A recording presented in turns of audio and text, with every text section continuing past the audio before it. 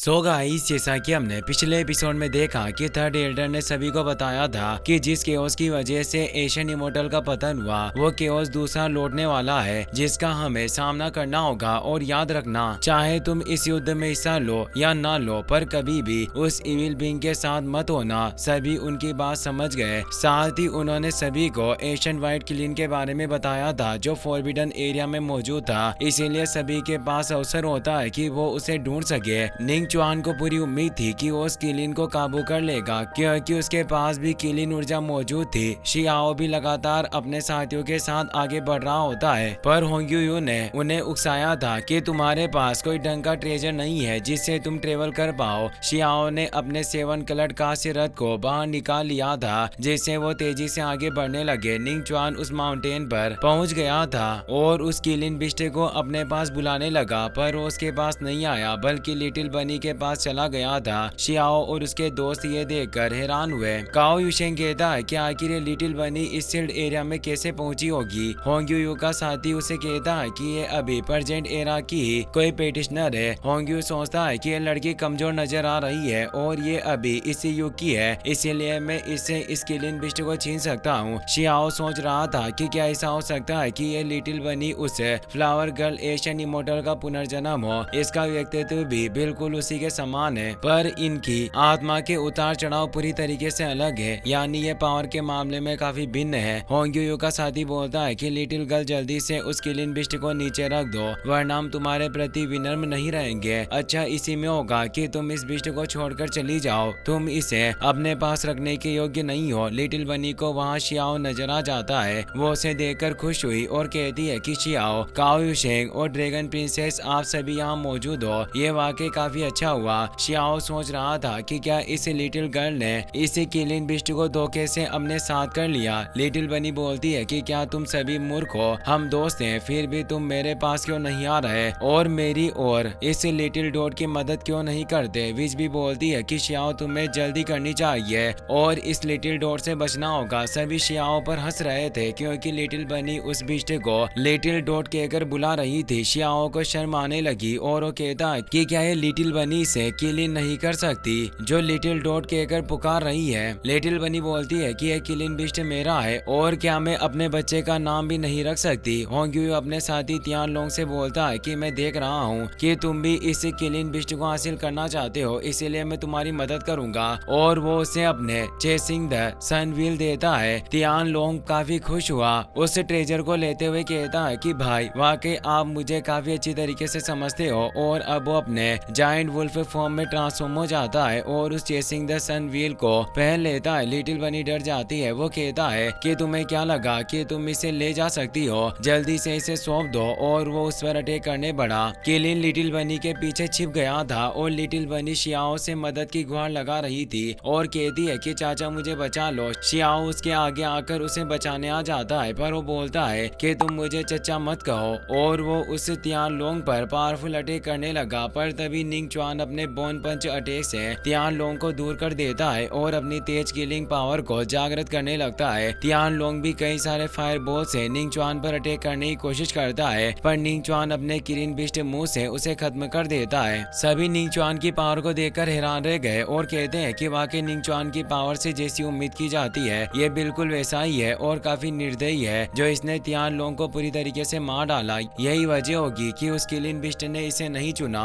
और उस लड़की को अपना मास्टर चुना होगा। होंग्यू अपने चेसिंग द सन व्हील को वापस अपने पास ले लेता है और कहता है कि तियान लोंग वाकई एक कचरा था, अच्छा हुआ कि वो मर गया, वैसे भी मुझे उसकी कोई जरूरत नहीं थी। निंग चुआन अब अपनी किलिन पावर को एक्टिवेट करके व्हाइट किलिन का ध्यान अपनी तरफ करने लगता है और उसे कहता है कि लिटिल वन, तुम स्पष्ट तरीके से देख सकते हो कि मेरे पास किलिन की विरासत है, इसीलिए हम सभी एक ही वंश से हैं। लिटिल बनी किलिन से कहती है कि तुम इसकी बात मत सुनो, यह तुम्हें बहका रहा है। तभी होंग्यू अपने स्पीयर को बाहर निकालकर उस पर अटैक करता हुआ बोलता है कि मेरे अलावा इसे कोई और प्राप्त नहीं कर सकता। वो लिटिल बनी को मारना चाहता था, पर शियाओ आगे आकर अपने डिवाइन विलो टेक्निक को नष्ट कर देता है। निंग चुआन शियाओ से कहता है कि तुम मेरे अवसर को क्यों बर्बाद करने का साहस कर रहे हो। शियाओ ने कहा कि क्या तुम अंधे हो चुके हो, तुम्हें दिखाई नहीं देता कि जिस अवसर की तुम बात कर रहे हो वो अवसर तुम्हारा था ही नहीं। और वो निंग चुआन और होंग्यू पर पावरफुल फायर बॉल से अटैक करता है। ये अटैक इतना फियर्स होता है कि सभी पेटिशनर हिल चुके थे और निंगचुआन और होंग्यू को भी प्रोटेक्टिव बैरियर को एक्टिवेट करना पड़ा, पर फिर भी वो काफी दूर चले गए। शियाओ कहता है कि मेरे साथी को उस किलिंग बिस्ट के द्वारा चुन लिया गया है, क्या मेरे होते हुए तुम इसे जबरदस्ती लेने की हिम्मत रखते हो? होंग्यू बोलता है कि तियानशेन एकेडमी मेरे एरिया के अंदर आता है, अगर आज तुम हमें दुश्मन बना लोगे तो तुम्हारे लिए काफी बुरा होगा। शियाओ कहता है कि तुम लड़ नहीं सकते तो मुझे धमकी दे रहे हो, और वो अपने ओरा को फैलाता है जिससे वो उन सभी को हिला देता है। तो होंग्यू के साथी उसके पास आ जाते हैं। शियाओ के सभी दोस्त भी उसके पास आ गए थे। निंगचुआन, फेरी यूचन मजे से ये सब देख रही होती है। अब होंग्यू शियाओ से फाइट करने के लिए ऊपर आता है और अपने इमोर्टल गोल्ड स्फीयर को बाहर निकालता है, जो जोडिएक गोल्ड से बना हुआ एक सीक्रेट ट्रेजर होता है। उस स्फीयर के होंग्यू ने मल्टीपल मूव को एक्टिवेट कर दिया था। वो बोलता है कि अगर तुम मेरी दयालुता को स्वीकार नहीं करते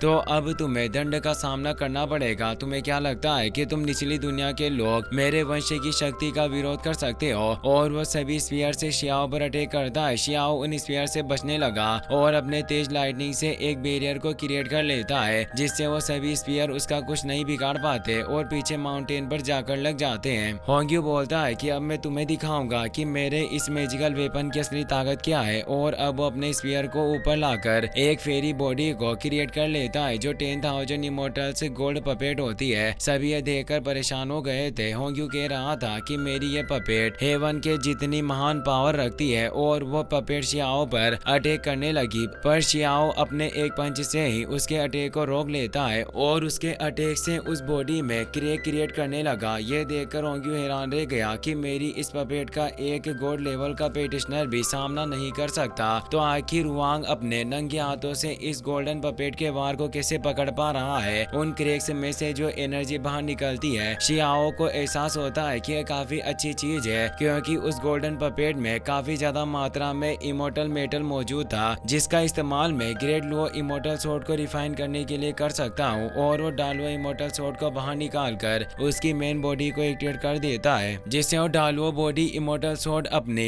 all methods return to one move का इस्तेमाल करके उस गोल्डन बॉडी के सारे इमोर्टल एसेंस को एब्जॉर्ब करने लग जाती है, जिससे वो बॉडी सूख रही थी। यह देखकर होंग्यू परेशान हो जाता है और शियाओ को रोकने के लिए अपनी गोल्डन बॉडी के दूसरे एंड से अटैक करता है, पर शियाओ एक टाइम फॉर्मेशन को एक्टिवेट कर देता है, जिससे वो समय को थाम लेता है। सभी इससे परेशान हो जाते हैं। शियाओ होंग्यू से बोला कि मैंने तुम्हारा सिर्फ थोड़ा सा सामान लिया है, फिर भी तुम इतने परेशान क्यों हो रहे हो और इतने कंजूस बन रहे हो? होंग्यू गोल्डन बॉडी से उस पर फिस्ट अटैक करने बढ़ा, पर शियाओ अपने पंच से ही उस अटैक को रोक देता है और वो डालुओ इमोर्टल स्वॉर्ड उस गोल्डन बॉडी को पूरी तरीके से एब्जॉर्ब करने लग जाता है। काओ यूशेंग लिटिल बनी से बोलता है कि हमारे गैंग में अब एक और कीमती चीजों को खाने वाला मेंबर शामिल हो चुका है। अब सारी गोल्डन पपेट की एनर्जी के चले जाने की वजह से वो इमोर्टल स्पीयर भी अब बेकार हो गया था और उसमें से इमोर्टल ओरा चला गया होता है। वहीं अब डालुओ स्वॉर्ड की पावर काफी बढ़ गई थी और उसमें से तेज एनर्जी निकलती है। शियाओ उसे ले लेता है और कहता है कि होंग्यू, अगर तुमने फिर से दूसरों को धमकाने की हिम्मत की तो अगली बार तुम सिर्फ अपने सामान को खाओगे ही नहीं बल्कि तुम्हारा हशन भी बुरा होगा। होंग्यू काफी परेशान था कि मैं अपने सेट के लोगों को आखिर कैसे समझाऊंगा कि इस इमोर्टल स्फीयर को क्या हुआ। तभी निंगचुआन मौका देकर लिटिल बनी पर अटैक करने आता है, पर इससे पहले शियाओ निंगचुआन को पकड़ लेता है और कहता है कि शायद तुम मौत को दावत दे रहे हो जो मुझसे उलझना चाहते हो, और उसे दूर फेंक देता है। निंगचुआन वांग से कहता है कि आज हम दोनों लड़ेंगे और मैं तुम्हें सीनफुल वंशज को खत्म कर दूंगा। शियाओ को इससे काफी गुस्सा आ जाता है। काओ यूशेंग बोलता है कि 6 ग्राउंड चैंपियन काफी चालाक है, जो ये शियाओ को भड़काने के लिए उसे हमेशा सीनफुल ब्लड से चिढ़ाता है। शियाओ ने अपनी कुनपिंग टेक्निक को एक्टिवेट कर लिया था, तो वही निंगचुआन ने अपने किलिंग बिस्ट को, पर अब थर्ड एल्डर वहां जाते हैं और उन दोनों को रुकने की बोलते हैं, क्योंकि जल्दी ग्रेट वॉर शुरू होने वाला था और वो नहीं चाहते थे कि हम दुश्मन से लड़ने की बजाय आपस में ही लड़े। शियाओ ने बोलता है कि मुझे बार बार सिनफुल ब्लड का वंशज कहकर मेरा मजाक उड़ाता है, इसीलिए ग्रेट एल्डर मैं आपसे पूछना चाहता हूँ कि मेरा सिनफुल ब्लड क्या है जो हमें नीची नजरों से देखा जाता है। पर वो अभी कुछ नहीं बताते और कहते हैं कि ये मामला अभी हमें यहीं खत्म करना चाहिए। शियाओ फिर भी जोर देकर कहता है कि एल्डर, आपकी निष्पक्षता काफी खास है, इसीलिए आपको मुझे बताना ही होगा। वो कहते हैं कि तुम जिस बारे में जानना चाहते हो उसमें कई सारी चीजें शामिल है। अगर किसी दिन तुम्हें किस्मत से कोई गवाह मिल जाए तो तुम्हें खुद ही सिनफुल ब्लड के बारे में पता चल जाएगा। शियाओ कहता है कि इस जगह पर हर कोई रहस्य रखता है, क्या हर कोई सिनफुल ब्लड के द्वारा लाए गए सत्य से डरता है जो आप भी मुझे नहीं बता रहे। थर्ड एल्डर सभी से कहते हैं कि व्हाइट क्लीन बिस्टी का विवाद सुलझ चुका है, इसीलिए आप सभी लोग मेरे पीछे आओ, हम तुरंत यहाँ से निकल जाएंगे और रॉयल एशियन बॉर्डर लैंड पर चलेंगे। और अब सभी वापस उसी टाउन में आ जाते हैं जहाँ बताया जाता है कि केवल रॉयल बॉर्डर में प्रवेश करके ही प्राचीन वाचा को प्राप्त किया जा सकता है। और आपको एहसास होगा कि तुम सभी पर कितनी बड़ी जिम्मेदारी है जो मेरे तियांशियन एकेडमी के डिसेबल सहन करते हैं। इसी के साथ ये एपिसोड यहीं पर खत्म हो जाता है। वीडियो पसंद आया हो तो अपने दोस्तों के साथ शेयर करना और सब्सक्राइब करना ना भूलें। Thanks for watching.